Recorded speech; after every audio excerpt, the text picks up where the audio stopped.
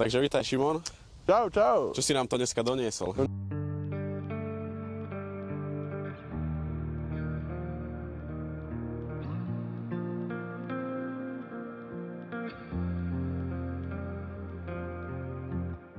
Šimon, čo to máš dneska tu pre nás? No, doniesol som vám ukázať moju Felíciu 1.3 zelenú. Mám ho 4 roky, 4,5 roka. No, dostal som to jak dedičstvo po dedovi. A teraz je u mňa, no. On ho mal od 2009.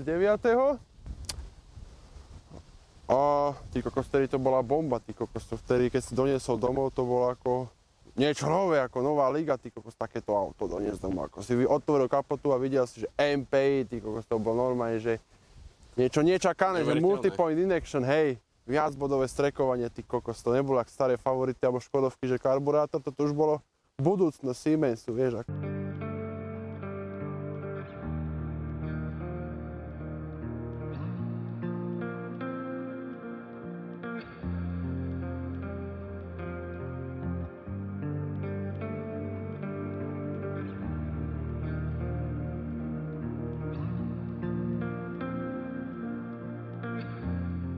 Toto auto je zaujímavé tým, že nevyzerá tak, jak vyzeralo, keď som ho doniesol domov, lebo to bolo proste ako holota.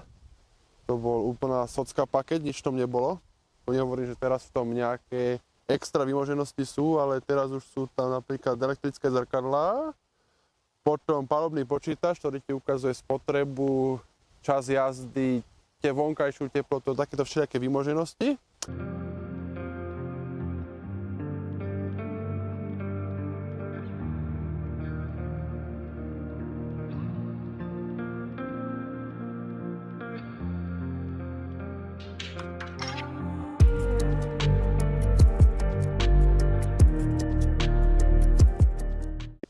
Čo by ma ešte zaujímalo? Čo? Tieto tvoje prekrásne zelené poťahy. Ja aj poťahy, to nie sú poťahy, ale to sú... Teda sedačky, lepšie sa Sú vyjadrím. sedačky z edičnej Felície Mystery.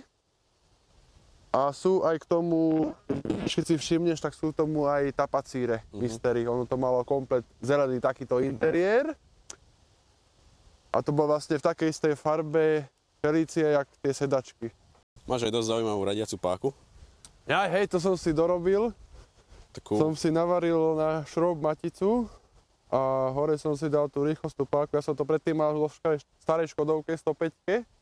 A sa mi to tak páčilo, tak som hovoril, že tak namontujem si to aj do tohto auta, nech to mám jak na autobus takú poriadnu rýchlostnú páku, nech je vidno, že je poriadne auto, vieš, aj.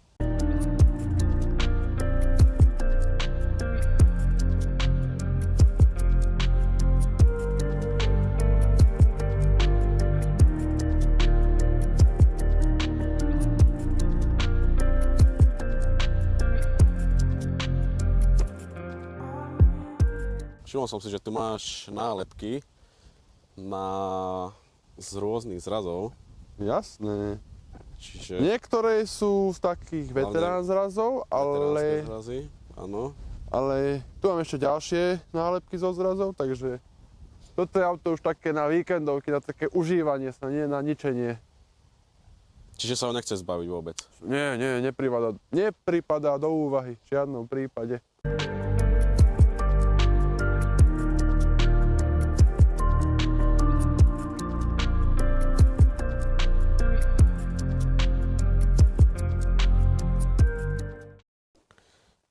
No a taký prvý zážitok s policajtmi, alebo ako by som to povedal, to bolo hneď na druhý deň, ak som dostal auto. A hneď ty kokos je prvé fúkať, ty kokos techniček, ja taký, že takú stiahnutú ricou mal, že čo, nechápal som, nie? Po pohode, nie? Čiže máš rád policajtov? Ako? Čiže máš rád policajtov? Hej, veľmi rád, no. Aj skrz tie stromčeky, aj iné podobné vychytávky, to oni ma veľmi radi. Čiže sa dá povedať, že ty si taký miestny tuner. Áno, presne tak, dedinský tuner, hej. Ja tu poznajú veľa ľudí z okolia, takže... Áno, presne tak. Čiže...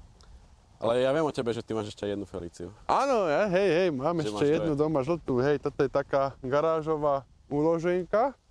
A potom mám ešte žltú, tiež 1.3, ale so servom samozrejme, lebo však auto bez serva si nebudeš kupovať v 24. roku. A no toto je taká garážová uloženka, to sa používa iba keď je sucho, neprší, nesolí. Čiže taká víkendovka by sme to Hej, povedali. no. Ale mňa by zaujímali spotreby na týchto aut. No, spotreby, no, no. Mimo mesta, keď veľmi chceš, tak sa vieš dostať na spotrebu 5,5 s týmto konkrétnym, so žltým by som to počítal o pol litra viacej, lebo ten motor už bol skladaný a jedno s druhým.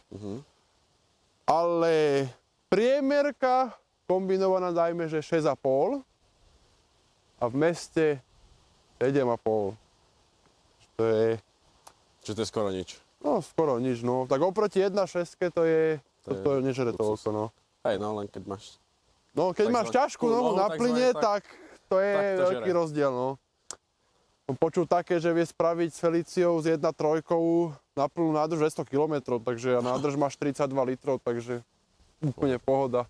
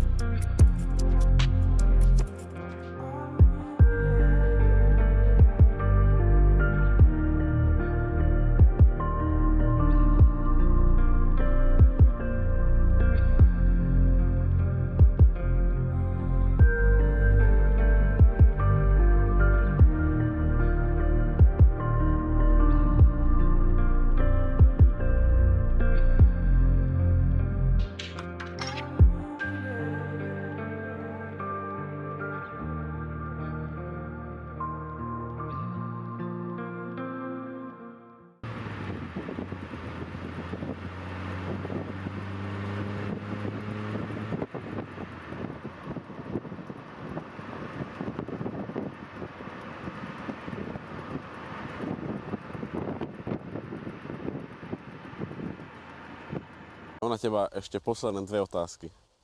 Ano. Prvá je tvoje vysnené auto. No, moje vysnené auto, tých by bolo viacej, ale keďže som veľký nadšenec Felici, tak samozrejme, že to bola Škoda Fan, alebo Škoda Felicia Fan.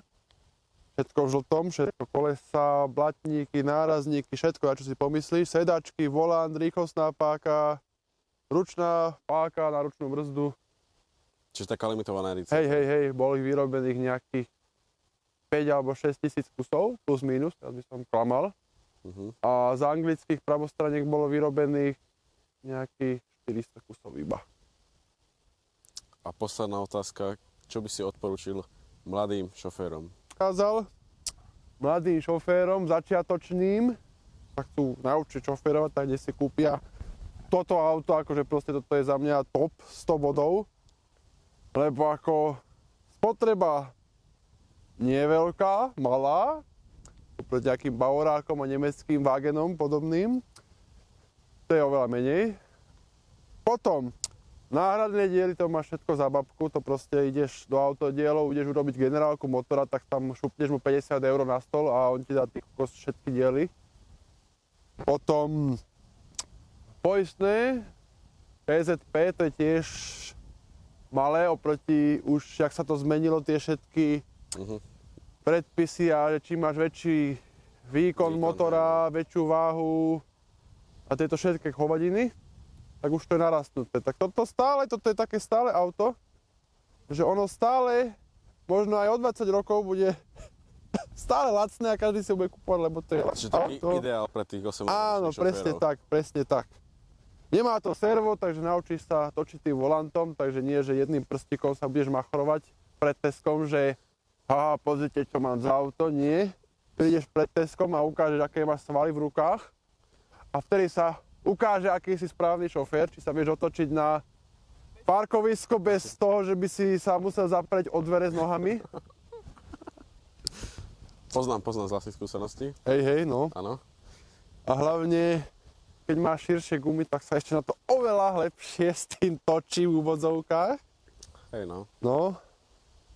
Ale ako dá sa s tým zvyknúť jazdiť. Hlavne, keď máš sériové 13 na tom, tak to je úplne labúžo s tým šoférovať. Hlavne, keď sa hýbeš, tak ani necítiš, že to nemá servo. Len keď už zastavíš na mieste, tak už musíš urobiť väčší pohyb s rukami, že nie je to také, že hej, že proste ak chlapec príde s bavorákom pred teskom, tak ruka von a vieš, takto jedným prstikom si točí volant, to ako na to zabudni. Toto je Felicia, toto je stroj pre poriadnych šoférov, akože... Čiže zdarma fitko. Hej, zdarma fitko.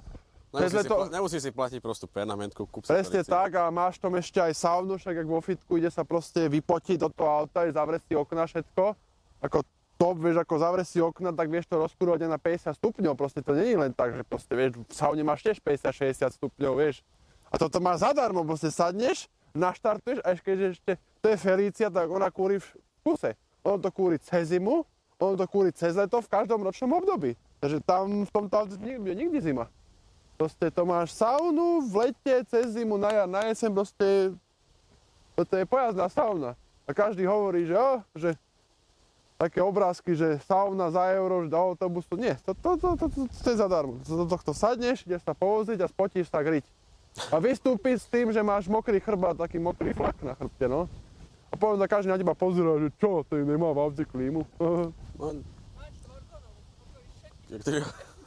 Ale keď už sme pri tých klimatizáciách a všelijakých tých výbavách, tak Felicie ostali aj niektoré klimatizácie, samozrejme všetko bolo za prípadok, ako nemyslí si, že obyčajný človek, čo si kúpil to auto v Česku, na Slovensku z 1.3. Tak ju nemal. No, tak ju nemal. Ale taký bohatý Bavorák, Nemec, si ju jasne mohol dovoliť, aj s doma airbagmi. Tak jasné, že ten bolo ľahko.